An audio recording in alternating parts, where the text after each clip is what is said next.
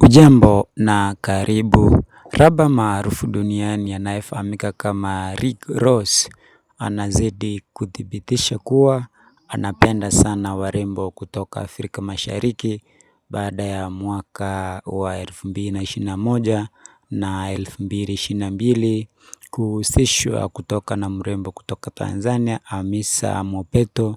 Hatimaye hivi sasa anahusishwa kutoka kimapenzi na mrembo kutoka Kenya ambaye anafahamika kama Huda the Bossy Chick. Mobeto hajawahi kuthibitisha kuwa kutoka kimapenzi na Rick Ross, kwani amekuwa akidai kuwa ni marafiki tu. Zaidi huwa anamshukuru Rick Ross kwa kumpa connection ya kupata dili la ubalozi katika kampuni kubwa ya utengenezaji wa wine na Jamin Luke Belair.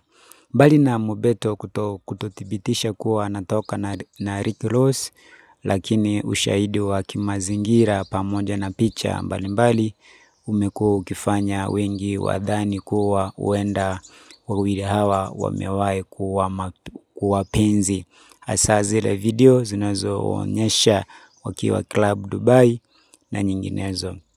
Tuachane na Mobeto. Siku ya jana Huda amepost screenshot inaonyesha chat zake na Rick Ross.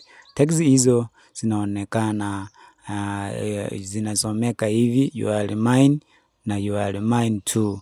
Wawili hao wakijibizana, kisha Huda kwenye maelezo ya post hiyo ameandika I will do anything you say, kwamba yupo tayari kufanya kile ambacho Rick Ross atakuwa anakihitaji.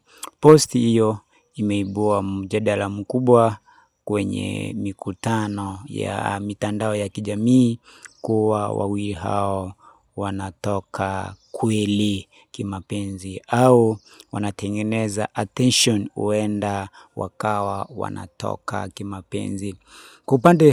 Kwa upande wako ukitazama vizuri movie hii, unaona kuna penzi hapa au ni sinema tu? Ikumbuke kuwa Huda amewahi kuhusishwa kutoka kimapenzi na Wizkid pamoja na Jux.